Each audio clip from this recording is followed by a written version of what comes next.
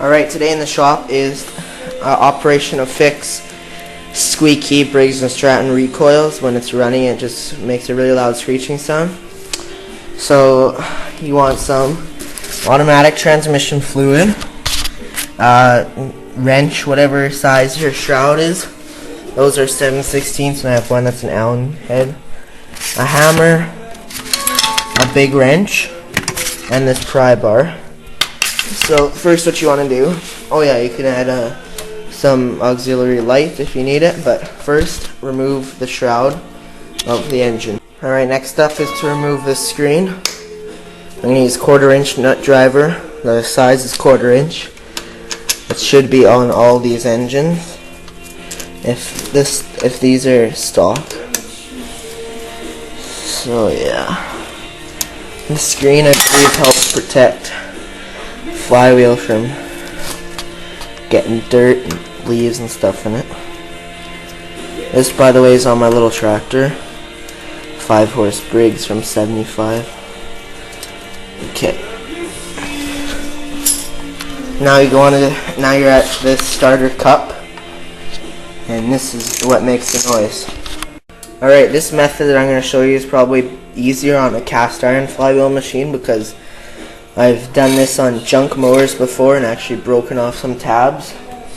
But if you don't have a special tool from Briggs, the other way to do it is grab a big wrench, and you want to put it on one of these nubs on the starter cup where that screen bolts onto, and then your pry bar, you want to hold the flywheel from moving, and I can't film it, but you hit the nut, or you hit the wrench with the end of a hammer, and this should spin off while this stays still to access the shaft that you need to oil. So I'm going to do that.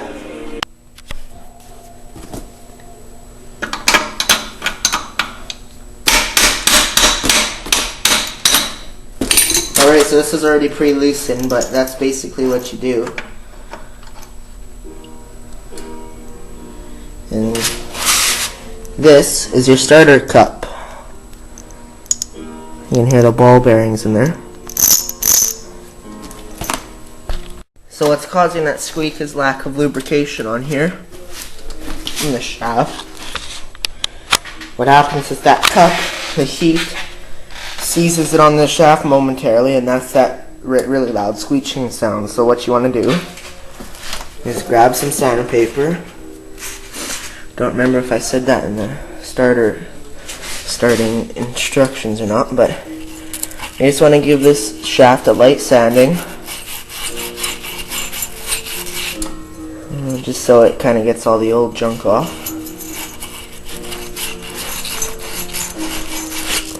Should be good. Should be kind of shiny.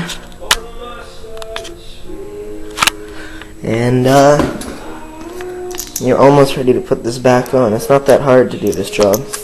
Alright, so if you touch that up with your sandpaper, you're ready for pretty much the last step of this little project, is to put on a little bit of automatic transmission fluid. Don't use oil, motor oil or anything, because that's too thick. The only other thing you might be able to use is a very light oil that you use for lubricating stuff. It's lighter than car oil, but I use automatic transmission fluid. Alright, so take your ATF, get it on a rag or a paper towel, flip it upside down quick, a couple times just to get the paper towel wet, and you just want to rub it around on the shaft. Like I said before, this will prevent that noise of that temporary seizing sound.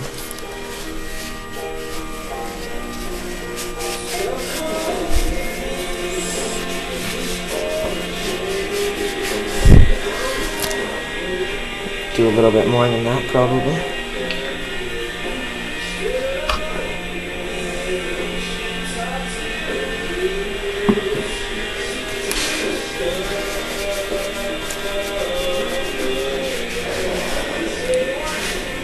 Alright, there we go. Alright, so I opened up the starter cup. All it took was to kind of pry this off from the surface here. That's the actual joint that keeps the balls in. Came out, so I had to dump the balls out of my hand and put them back in so it works properly. And then it locks. And yeah, so the last part pretty much is to put a little bit of ATF on top of the starter right here. You can see just a tiny bit should soak in, and every once in a while there should be a little foam underneath there, and oops, a little bit too much. That should soak into that foam under there and lubricate underneath the shaft. I wasn't really supposed to put anything in there. You're not supposed to on these, but I don't think a little bit will hurt. It's not like it's heavy oil, it's just thin little stuff. Okay, so I wiped out all that just anyway for the heck of it. Now to push this on, maybe give it a little tap with not something too heavy. Okay, now we're ready to install it. So just like before, you want to do the opposite of tightening, obviously, or you want to do the opposite of loosening, tightening, obviously, how I showed you. Should be good to go. Make sure you make it as tight as you can, or else when you start the engine up, it could actually just shear the keyway instantly. You want to get as tight as you can without stripping or breaking it off. But with this kind of machine, with this kind of method, it's pretty hard to strip or break the part. Alright, it's pretty tight. Alright, this is a good time. Let's check your spark plug if you want, because you're already working on the machine. This one is a 13/16 plug. Most are 13/16.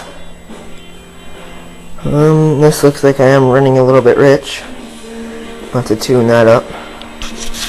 But plugs can be 13/16, 5/8, which is usually a small 2-cycle engine, or 3/4 I found.